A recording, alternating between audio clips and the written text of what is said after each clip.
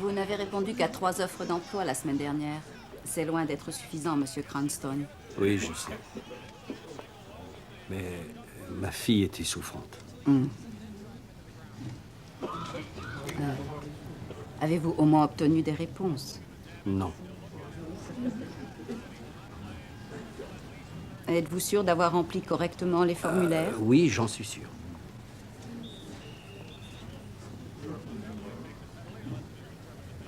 Peut-être devriez-vous porter d'autres vêtements. Alors, vous savez très bien que c'est le temps qui joue contre moi. Les jours passent et réduisent mes chances de trouver un emploi. J'ai l'impression que vous ne comprenez pas le but de cet entretien. Monsieur Cranston, nous n'avons malheureusement pas réussi à lever l'hypothèque de ce foyer. Ma tâche consiste à établir la liste des personnes prioritaires afin de les transférer Madame, ailleurs. nous n'avons que... Madame, je fais tout ce que je peux. J'ai vraiment envie de travailler. Vous croyez que ça m'amuse de vivre dans un foyer avec ma famille? Je ne suis qu'un petit ouvrier, un maçon qui attend désespérément quelque chose à construire. Est-ce que vous comprenez ça? J'en ai fini avec vous. J'ai beaucoup d'autres cas à examiner. Merci, Monsieur Cranston.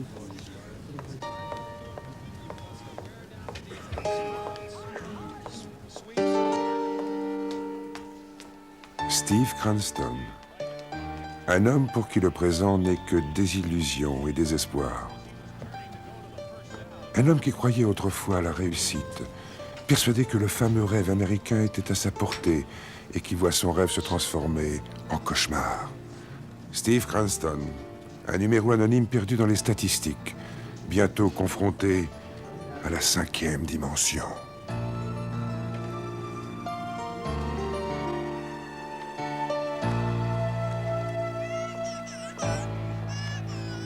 T'en fais pas, chérie, la chance finira bien par revenir. Non, tout ça, c'est ma faute. Mais c'est qu'une question de temps. Tu retrouveras bientôt du travail. Tu as entendu l'assistante sociale, Hélène. Si je ne trouve pas un boulot rapidement, c'est la rue qui nous attend. Ce foyer va fermer. Il y a toujours ce projet d'offre d'emploi de la société On Carsdale. nous a annoncé hier que le projet a été repoussé d'au moins 1 mois. Tu sais combien il y a de postes vacants? 36. Et tu sais combien il y a de postulants? Environ 200. Et maintenant, dis-moi quelles sont mes chances. Qu'est-ce que nous allons faire alors? Je n'en sais rien. Je n'en sais rien.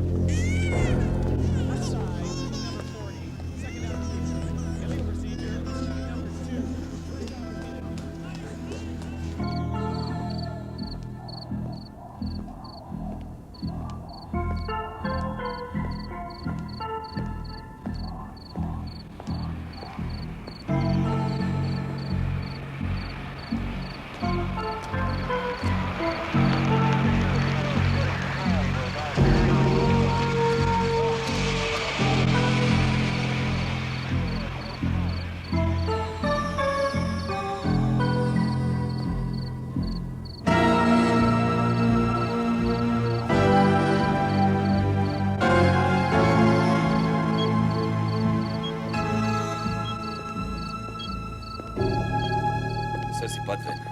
C'est la seule pièce que j'ai pas avec moi. En effet, que nous conseillez-vous de faire en attendant? Bah, rien de spécial, je reviendrai demain matin. C'est très ennuyeux. Nous avons des œuvres d'art et des toiles de maître de grande valeur. Aucun danger, j'ai laissé le voyant allumé.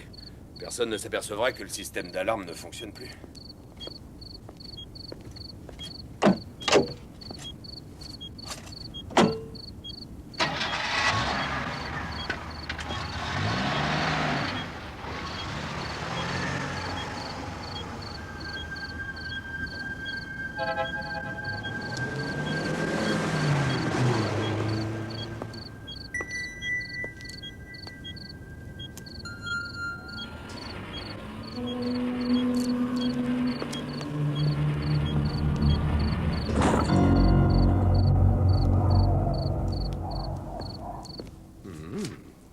C'est excellent.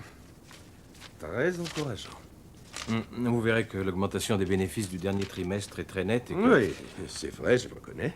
Mais il faut encore faire mieux que ça. Il faut réduire les dépenses au maximum, diminuer les salaires, le budget, le personnel. Compris? Dans ce cas, autant vous dire que vous allez tous vous les mettre à dos. Ils disent que vous les exploitez. Non, non, non, je ne les exploite pas. Vous les connaissez. Ils s'énervent dès qu'on s'attaque à leurs points faibles. Croyez-moi, ils se calmeront quand vous leur direz que c'est à prendre ou à laisser. Je ne retiens personne. Très bien, j'essaierai. Je vous le conseille.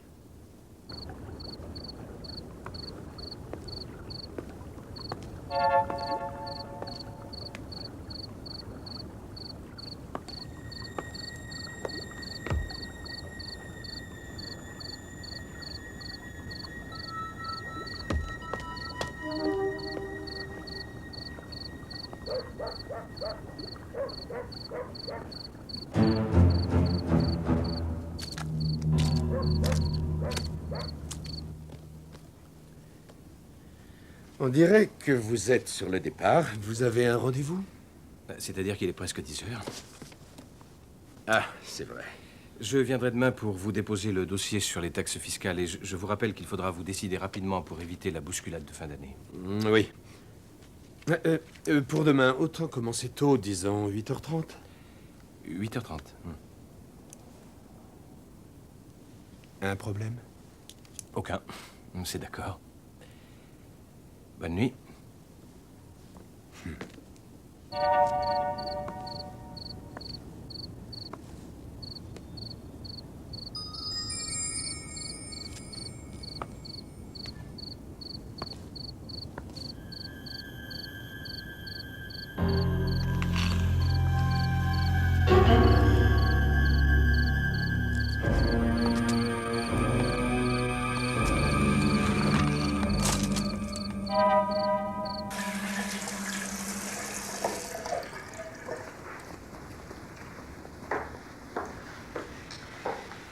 Aurez-vous encore besoin de mes services ce soir, monsieur? Non, ça ira, Laurence. Je vais lire un peu avant d'aller me coucher. Très bien, monsieur.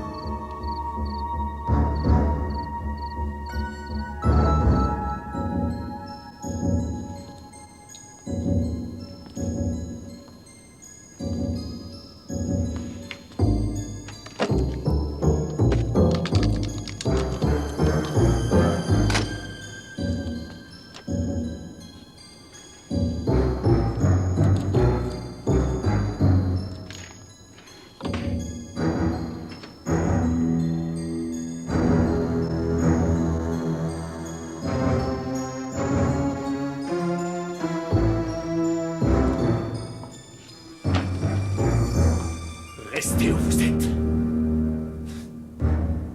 Ah, mon Dieu. D'accord. Écoutez, c'est pas ce que vous croyez. Ne tirez pas, je vais vous expliquer. Non, pas un geste. Poussez-vous. Vous vous trompez. En arrière. Qu'est-ce que vous faites?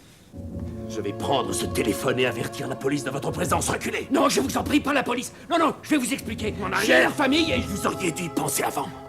Je vous conseille de vous tenir tranquille, sinon je tire. Non. Surtout ne faites pas ça. J'ai une femme et une fille.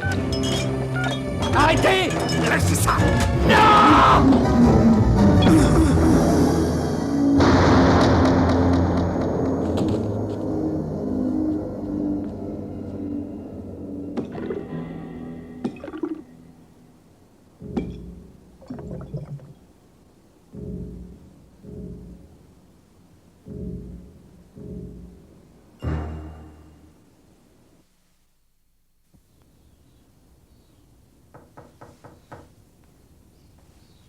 Bonjour, monsieur.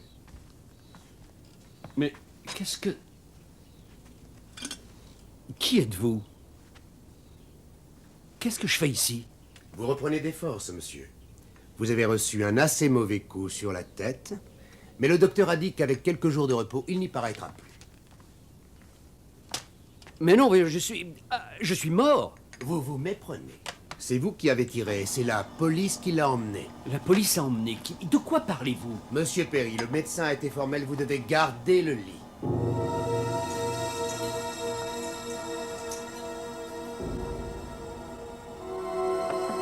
Qu'est-ce que... C'est moi sur cette photo avec Lana Taylor, l'actrice de cinéma? Non, ça c'est pas possible. Pour autant que je m'en souvienne, vous avez eu des relations très intimes avec elle, si je puis me permettre.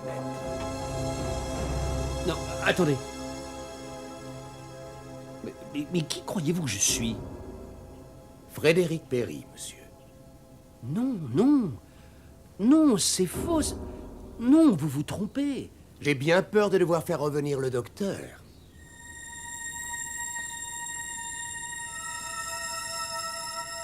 Hélène.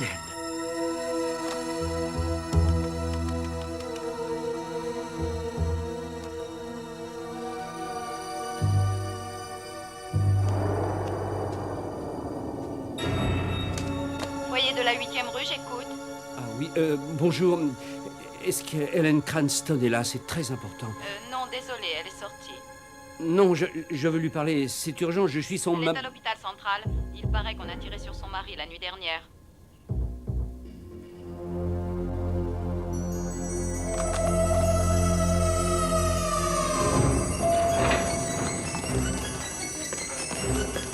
Hélène! Hélène! Oh, Lisa! Oh, vous êtes là! Oh, mes chéris, enfin je vous retrouve! Vous osez venir ici? Oui, bien sûr. Qu'est-ce que vous croyez, hein? Laissez-moi tranquille. Ah non, chérie, toi non plus, tu ne me reconnais pas? Mais si elle vous reconnaît, espèce d'assassin, vous avez tiré sur son père! Non, je vous interdis de l'approcher, vous entendez? Laissez-le! Vous lui avez fait assez de mal. Oh non, mon Dieu, mais ça, c'est une histoire de fou!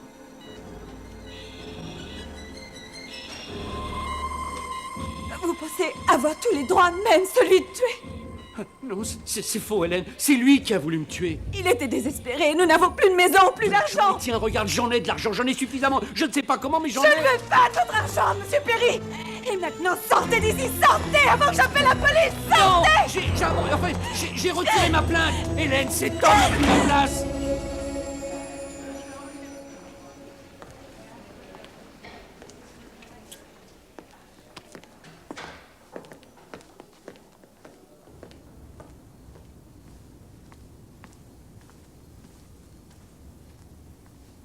Bon appétit, monsieur.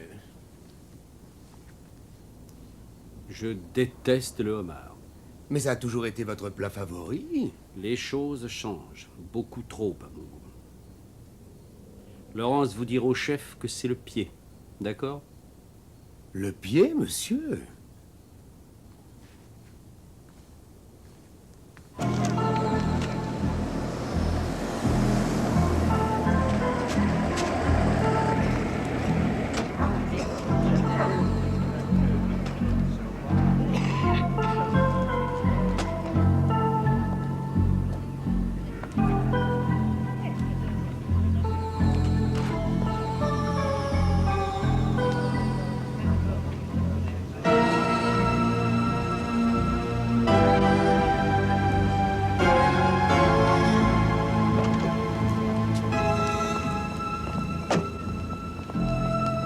Ne t'inquiète pas, ma chérie, papa va s'en sortir, tu verras. On va aller boire un bon chocolat chaud.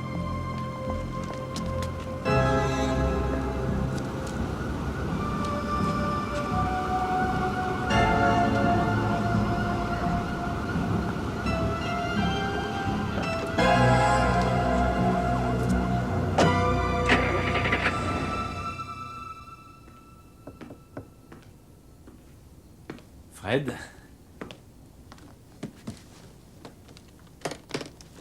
Qu'est-ce que vous venez faire ici? C'est vous qui m'avez demandé de venir, non? Voici les informations que vous souhaitiez avoir hier soir. J'aurais besoin d'une signature ou deux pour entamer la procédure habituelle.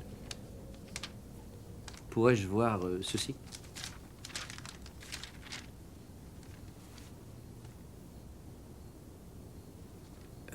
Ça fait un paquet. Oui, sans aucun doute. Je vous rappelle que nous avons le choix entre plusieurs options, afin de protéger au mieux vos capitaux. Juste une petite question comme ça. Admettons que je convertisse en espèces ce qui m'appartient. Combien j'aurai? En additionnant la totalité des biens immobiliers et fonciers, les actions en bourse, les brevets et les 3 sociétés, ça fait environ 40 millions. 40 000? Et vous disposez d'à peu près 850 000 $ sur vos différents comptes. Je peux tout dépenser? Et bien sûr, c'est à vous. Vous connaissez ce foyer dans la 8e rue? C'est un endroit pour les sans-abri. Le service social a jusqu'à demain pour acheter l'hypothèque. Alors quoi? Non, vous ne pensez pas que... oui, j'aimerais racheter cette hypothèque et être sûr qu'ils ne fermeront pas le foyer demain. Mais Fred, ce genre de Et transaction... alors, c'est mon argent, non? Non, dites-moi, pour quelle raison êtes-vous en train Ne de... vous posez pas de questions, c'est un ordre. Allez-y demain matin. Encore un de vos tours. L'enjeu doit être de taille, n'est-ce pas? Ah, vous êtes un farnard. Dites-vous que cette décision est importante et qu'elle offre tout un tas d'avantages.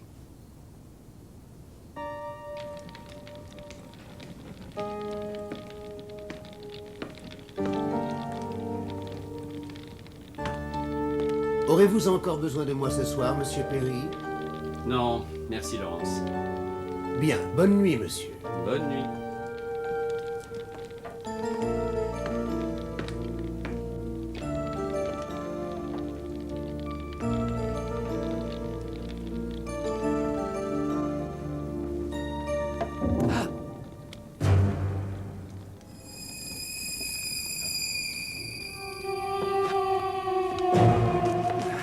Restez où vous êtes. Écoutez, c'est pas ce que vous croyez. Ne tirez pas. Pas un geste. Reculez. Qu'est-ce que vous faites? Je vais prendre ce téléphone et avertir la police. Non!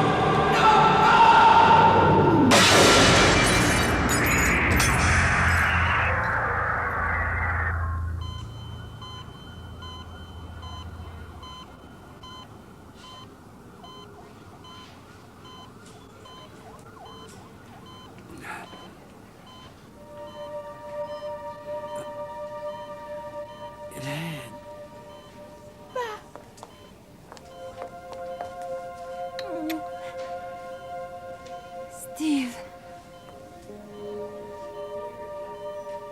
C'est un miracle. Qu'est-ce qui s'est passé?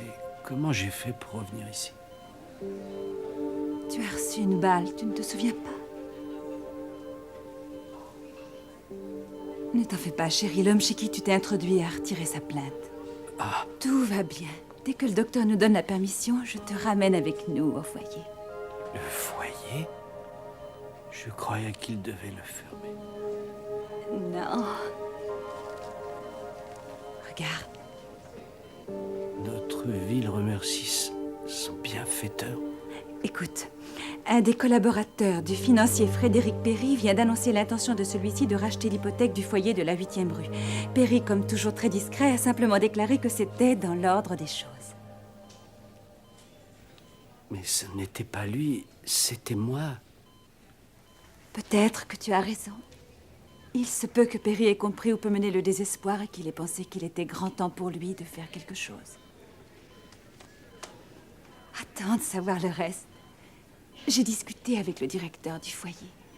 Il dit qu'il a assez d'argent pour entreprendre les travaux de réfection et il voudrait que ce soit toi qui les fasses.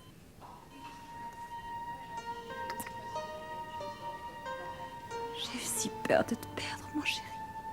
Je suis si heureuse que tu sois à nouveau parmi nous. Et moi alors?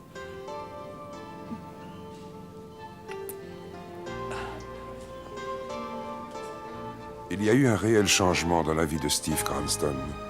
Il devra toujours affronter les difficultés de la vie. Mais il se peut que les décisions importantes soient dorénavant plus faciles à prendre. Il n'y a jamais de solution aisée dans ce monde, ni dans la 5e dimension.